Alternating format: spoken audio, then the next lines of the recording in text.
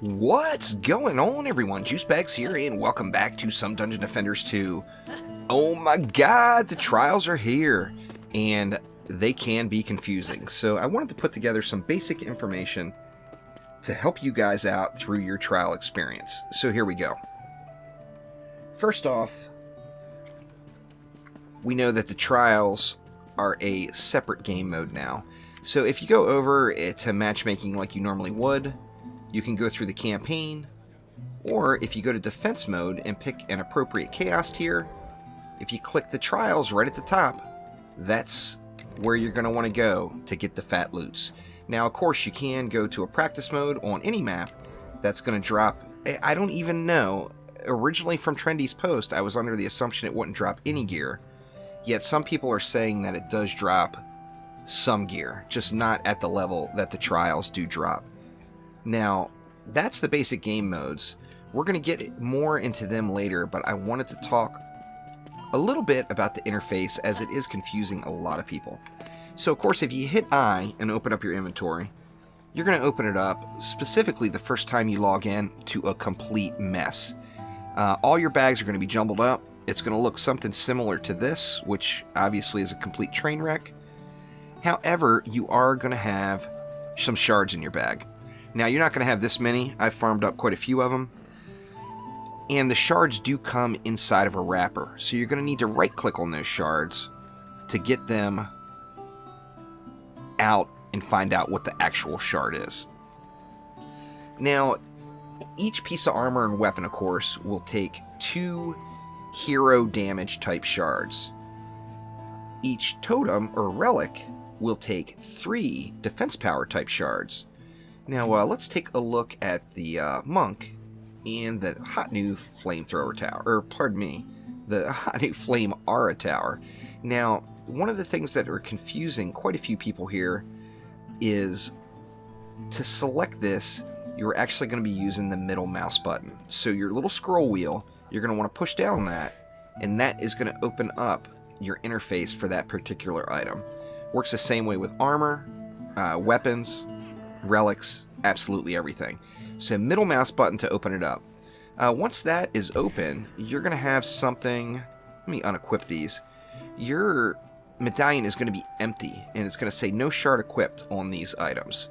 Now, if you just go ahead and click on each box, it's going to show you the shard that will go into that item. I'm going to put in destruction, which is at leveled up here. It's increasing the defense power of the affected tower by 34%. Going to go down here, and we're going to go with defense critical damage. Same thing, 34% increased crit damage. And last but not least, we're going to go with the defense crit chance.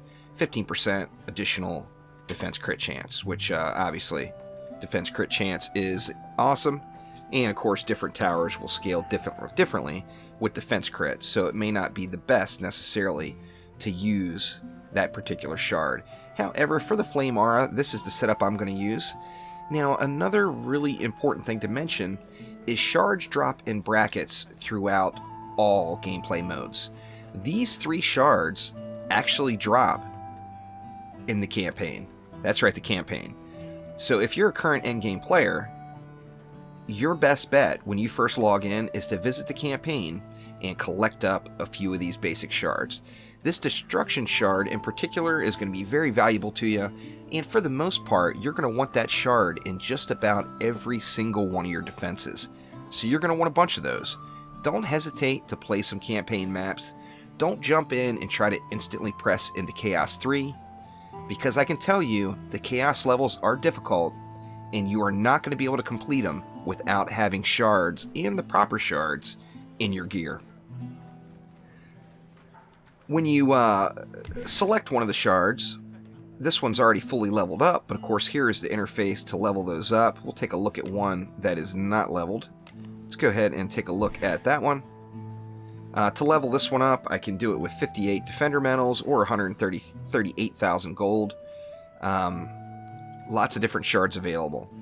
A few shards that are very important. I mentioned that Destruction shard. Of course, everybody's going to want walls, as walls are necessary once again. And the fortification shard, which also drops in campaign, is essentially, it's the Hardy Blockade. It is your new shard that increases your defense health.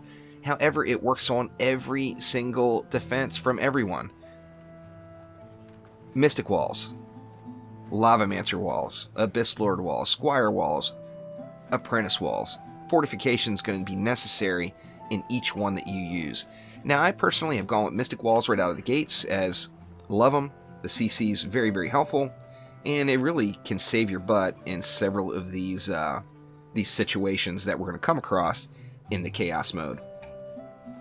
A few other towers that you're definitely going to want to pay special attention to is, first off, the Ramster. The Ramster is the new hotness, and it doesn't hit like a truck, but it hits everything, which means if they've got a shield in front of them, the Ramster's going to do them in.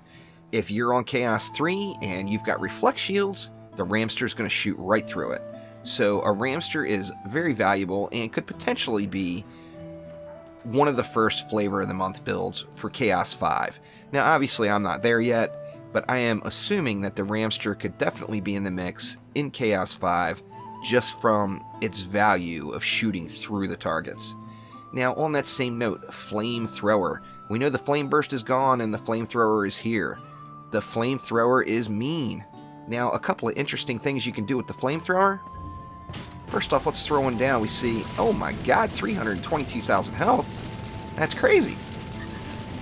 At 25,000 damage per second in Tier 1. Not the best flamethrower in the world. I'm still working on getting my stuff squared away as well.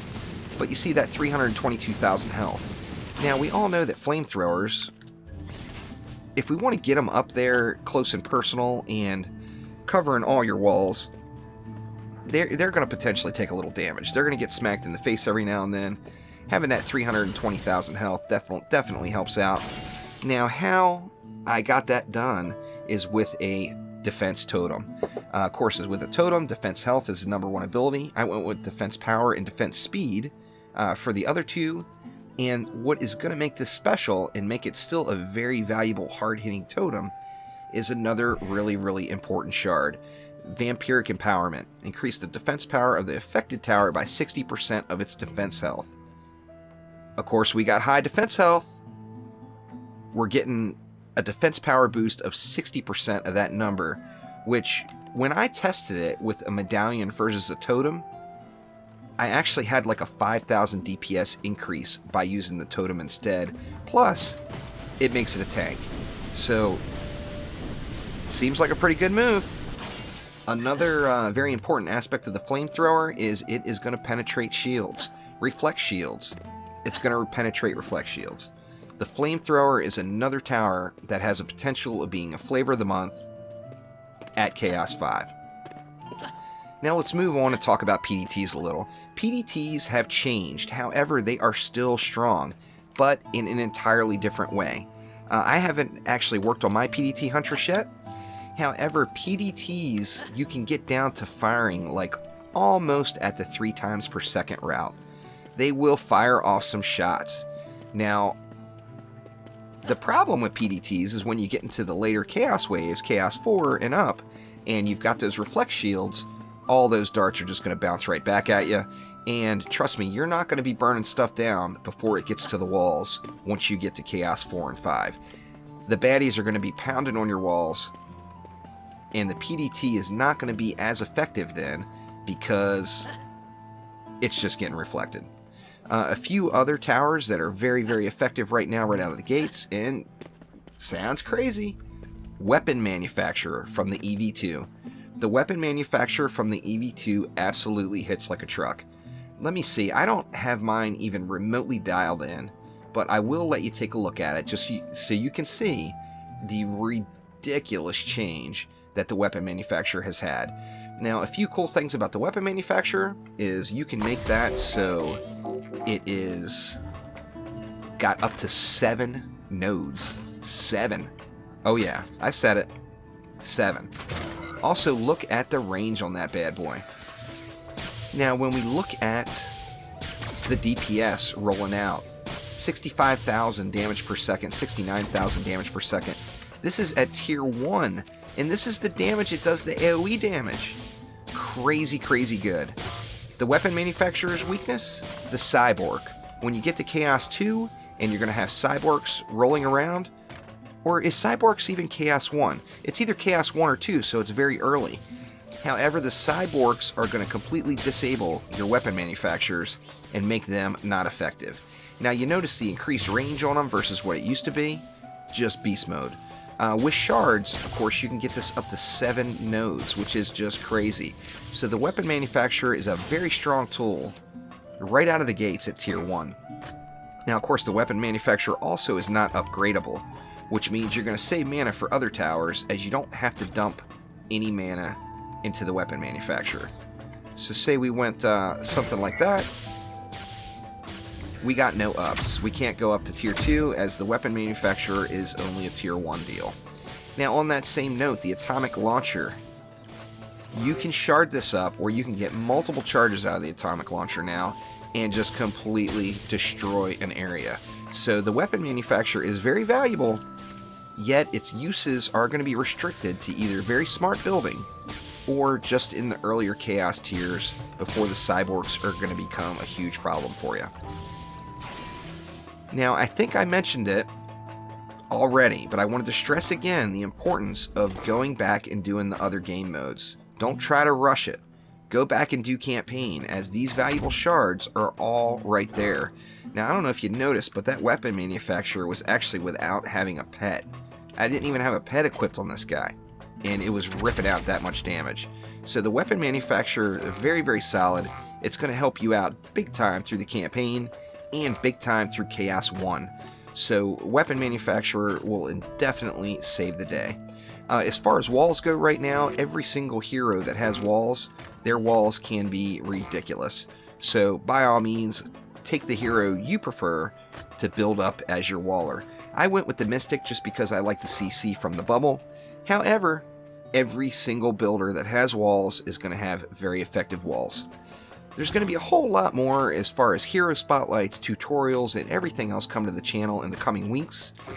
For right now, though, I wanted to do just a basic tutorial to tell people what they should be doing on their first day or second day in, and to help navigate some of the issues or some of the challenges they're having just understanding the new UI. So if you have any questions, let me know in the comments below. We'll do my best to put out a video that's going to answer any of the common questions from the comments, so don't hesitate to leave one down there. So as always, thank you for watching. Click that like button and please subscribe to the channel, and enjoy the trials as the challenge is back. DD2 is now very, very challenging once again. Thanks again. We'll see ya.